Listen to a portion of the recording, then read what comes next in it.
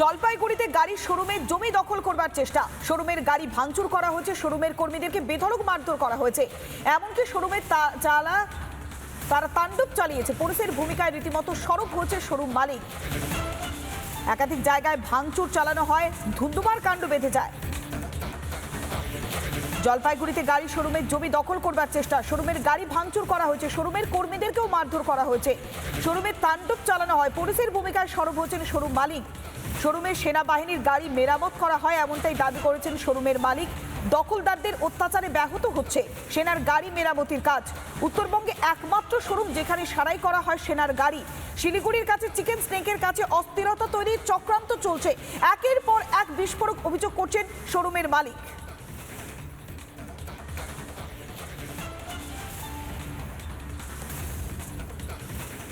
হওয়ার তো উচিত, কিন্তু স্ট্রিক্ট অ্যাকশন না নিলে না এটা কনক্লুশন না, আবার অন্যজন সঙ্গে করবে, ভয় নাই না। আমি প্রধানের কাছে ডেলি যোগাযোগে আছি, উপপ্রধানের কাছে যোগাযোগ আছে। উনি আমার সঙ্গে থানাতেও গিয়েছিলেন, পুলিশকে রিকোয়েস্টও করেছেন, তাও পুলিশ মানে না। আর এমএলএ সাহেবকে তো আমি হোয়াটসঅ্যাপে সব দিয়েছি, কিন্তু পুলিশকে বোঝানো খুব টাফ। ওর মধ্যে তো মিসাইল গ্রেডে গাড়ি, সব কিউএমপিভি গাড়ি আছে, ওখানে ভিতরে মিসাইলও থাকে। ওরা ব্যাটারি একদিন চুরি করে নিয়েছে, ক্যামেরা ভাঙছে, তার উপরে ঢিল মারছে, কেউ শোনার লোকই নাই। আমাদের গাড়ি ভেঙেছে। স্পষ্ট অভিযোগ করছেন এই শোরুমের মালিক যে সেনাদের গাড়ি সারানো হয় এবং সেগুলি উন্নত মানের, আর সেখানেই ভাঙচুর চালানো হচ্ছে, সেখানে তাণ্ডব চালানো হচ্ছে। উদ্দেশ্যটা কি? এর পেছনে কি বড় কোনো অভিসন্ধি রয়েছে? কেননা শিলিগুড়ির কাছে চিকেন স্নেকের কাছেই তো অস্থিরতা তৈরি করা হচ্ছে। তাহলে এর নেপথ্যে বড়সড় কোনো চক্রান্ত রয়েছে? অস্থিরতা তৈরির পেছনে কি কারোর মদত রয়েছে? এই প্রশ্নটা বারবার উঠে আসছে। কেন শিলিগুড়ির কাছে যে চিকেন স্নেক, সেই জায়গাতেই গাড়ি শোরুমের মালিক তিনি স্পষ্ট অভিযোগ করছেন তার শোরুমের গাড়ি ভাঙচুর করা হচ্ছে। এমনকি সেনাবাহিনীর গাড়ি মেরামতি সেখানে হয়, উন্নত মানের সেই গাড়িগুলো রয়েছে, সেখানে ভাঙচুর চালানো হচ্ছে, তাণ্ডব চলছে। আর ইতিমধ্যেই পুলিশ কমিশনারের সঙ্গে সাক্ষাৎ করবেন তিনি, এমনটাও জানাচ্ছেন। এবং এই পরিস্থিতি তৈরি হলো কেন, এই প্রশ্নটা বারবার উঠে আসছে। কেন শিলিগুড়ির কাছে চিকেন স্নেকের কাছে অস্থিরতা তৈরি করা হয়েছে? এই চক্রান্ত কারা করছে? এদের নেপথ্যে কারা রয়েছে? কারা মদত দিচ্ছে? অস্থিরতা তৈরি যে হচ্ছে, নিশ্চয় একটা বড় সড়ো একটা দলের হাত রয়েছে। কারা মদত দিচ্ছে, কারা ইন্ধন যোগাচ্ছে, এরা অক্সিজেন পাচ্ছে কিভাবে, এইভাবে অস্থিরতার পরিস্থিতি তৈরি করে কিভাবে? এই প্রশ্নটা বারবার উঠে আসছে। আমাদের সঙ্গে এই মুহূর্তে টেলিফোনে রয়েছেন প্রাক্তন সেনাকর্তা কর্নেল দীপ্তাংশু চ্যাটার্জি, রয়েছেন আমাদের সঙ্গে।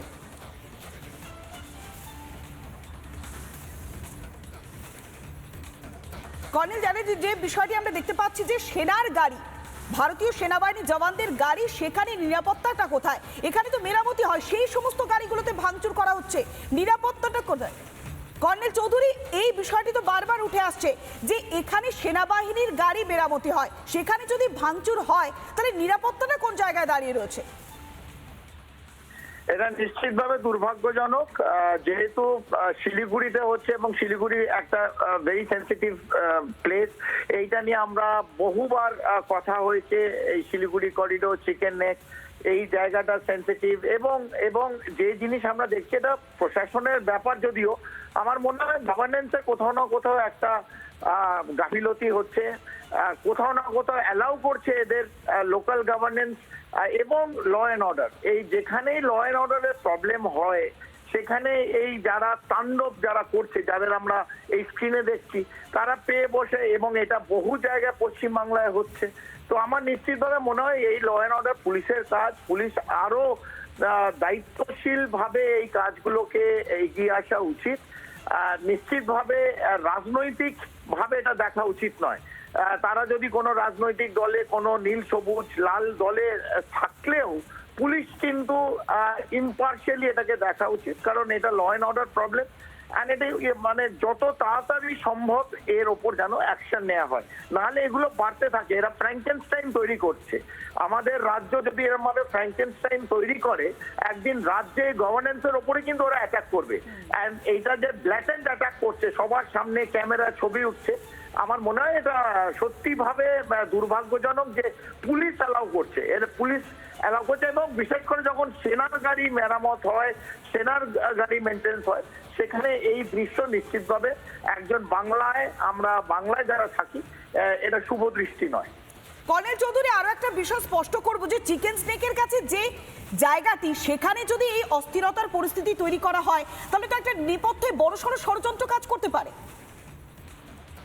দেখুন, নিশ্চিতভাবে করতে পারে, তবে আমি ষড়যন্ত্রের ওপর আমি আবার বলছি যে এটা রাজ্য সরকারের অধীনে, এই ল অ্যান্ড অর্ডার, রাজ্য সরকার যেন আইনটাকে আরো শক্তভাবে দমন করতে পারে তার ব্যবস্থা নিক, এবং পুলিশ প্রশাসন এখানে যে ডিজিপি আছে তিনিও দেখছেন এই খবর, প্রত্যেকটা গণমাধ্যমে এসে গেছে, তার একটা সঠিক অ্যাকশন নেওয়া উচিত। শুধু মুখে আমরা বলছি এবং আমরা দুঃখিত, সন্ধ্যেবেলা যখন আবার আমরা গণমাধ্যমে দেখব একজন রাজনৈতিক নেতা এসে বলবে না এরকম হওয়া উচিত ছিল না বাংলায়, আমরা খুব দুঃখিত। এরকম দুঃখিত তো একটার পর একটা ইভেন্ট চলে যাচ্ছে, একটা করে ঘটনা হয়, সেটাকে বিচ্ছিন্ন ঘটনা বলা হয় এবং তার জন্য দুঃখ বলা হয়, সেটা কাম্য নয়। কাম্য হচ্ছে আইন এবং তার শাসন। আইন শাসন যখন উইক হয়ে যায় তখন এই লোকগুলো কিন্তু রাস্তায় বেরিয়ে পড়ে, যে দৃশ্য আপনি দেখাচ্ছেন, আপনারা দেখাচ্ছেন, সেটা যদি দমন করতে হয় তাহলে স্ট্রং হ্যান্ড অ্যাডমিনিস্ট্রেশনে কোনো ল্যাক্সিটি হতে পারে না। ওয়েলফেয়ার যদি ইচ্ছে করো, ওয়েলফেয়ার কাউকে দিতে হয়, যা ইচ্ছে করো, কিন্তু whenever it comes to administration and governance, এই ল্যাক্সিটি অ্যাকসেপ্টেড নয়। আমার মনে হয় পুলিশ প্রশাসনকে আরো শক্তভাবে এগুলো দমন করা উচিত। বেশ, অনেক ধন্যবাদ। আমরা কথা বললাম প্রাক্তন সেনাকর্তা কর্নেল দীপ্তাংশু চৌধুরীর সঙ্গে। একটাই প্রশ্ন বারবার উঠে আসছে, যেভাবে তারা প্রকাশ্যে দাপট দেখাচ্ছে, তাই পরিস্থিতি একেবারে কড়া হাতে মোকাবেলা করতে হবে পুলিশ প্রশাসনকে। কেননা যেখানে সেনার গাড়ির যন্ত্রাংশ পাওয়া যায়, সেনার গাড়ি মেরামতি করা হয়, চিকেন স্নেকের সংলগ্ন জায়গা, সেখানে অস্থিরতার পরিস্থিতি তৈরি করবার জন্য অক্সিজেন এরা পায় কিভাবে? পুলিশ প্রশাসন কি করছে? এই প্রশ্নটাই বারবার তুলে দিচ্ছেন প্রাক্তন সেনাকর্তারা। আমরা দেখতে পেলাম ছবিটা একেবারে প্রকাশ্যে তাণ্ডব চালাচ্ছে।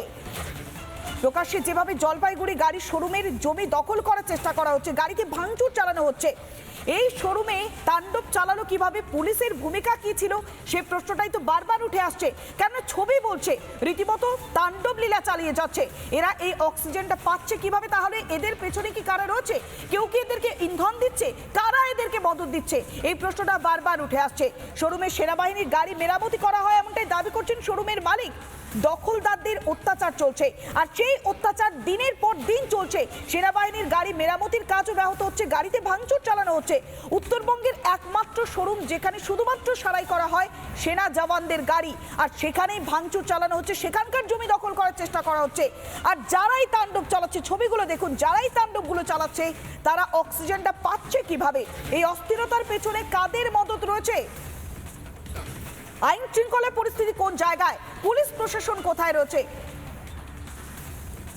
বিজেপির বিধায়ক শিখা চ্যাটার্জি আমাদের সঙ্গে টেলিফোনে রয়েছেন। শিখাদি, যে ছবিটা আমরা দেখতে পাচ্ছি একেবারে সেনাবাহিনীর যে গাড়ি, সেই গাড়ি ছাড়ানো হয়, সেইখানে মালিকের জমি দখল করা হচ্ছে, সেখানে তাণ্ডব চালানো হচ্ছে। তাহলে এই রাজ্যের পরিস্থিতি কোথায়? নিরাপত্তাটা কোথায়? যদি সেনাবাহিনীর গাড়ি যেখানে সারানো হয় সেখানে যদি তাণ্ডব চালানো হয়, আমজনতাও বা যাবে কোথায়? দেখুন, তৃণমূল কংগ্রেস এমনই একটা দল, এরা জমি দখল, বাড়ি দখল এদের কাছে খুব সামান্য ব্যাপার। এরা না রেলের জমি থাকছে, না ফরেস্টের জমি থাকছে, কোনো জমি তার থাকছে না। সেখানে সেনাপ্রধানের গাড়ি থাকুক আর সেনার গাড়ি থাকুক, ওদের কাছে কিছু এসে যায় না। যে কোনো মূল্যে বিক্রি করে দিচ্ছে, নদীর চর বিক্রি করে দিচ্ছে, নদী ঘুরিয়ে দিচ্ছে। এরপরেও কি আপনারা বলতে চান যে এই তৃণমূল কংগ্রেস এইভাবে দখল করে না? এরা একটা ভালো দল? এরা দল নয়, এরা আইন শৃঙ্খলা পশ্চিমবঙ্গের সম্পূর্ণরূপে ভেঙে পড়েছে। সুতরাং এখানে আগামী দিন মানুষ যেভাবে নিজেদের ঘর বাড়িতে সন্তান সন্ততি নিয়ে বাস করছে, আগামী দিন হয়তো সে বাস করার সুযোগ থাকবে না যদি 26-এ আবার তৃণমূল কংগ্রেস ঘুরে আসে পশ্চিমবঙ্গের দিকে। তাই আমি বলছি যে এতে সম্পর্কে কোনো রকম কোনো ভালো দিক আপনি দেখতে পাবেন না। সমস্ত দিক, জমি দখল, বালি দখল বা জমি চুরি, চাকরি চুরি থেকে শুরু করে কোনো নোংরা কাজ তৃণমূল কংগ্রেস করতে রাখতে পারবে না। বেশ, বোঝাই যাচ্ছে দিদি আইন শৃঙ্খলা পরিস্থিতি কোন জায়গায় পৌঁছচ্ছে এই ছবিগুলো প্রমাণ করে দিচ্ছে। অনেক ধন্যবাদ। আমরা কথা বললাম বিজেপির বিধায়ক শিখা চ্যাটার্জির সঙ্গে।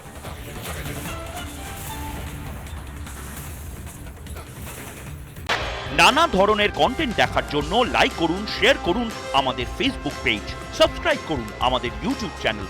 পাশাপাশি অন্যান্য ব্রেকিং নিউজের জন্য অবশ্যই চোখ রাখুন রিপাবলিক বাংলায়।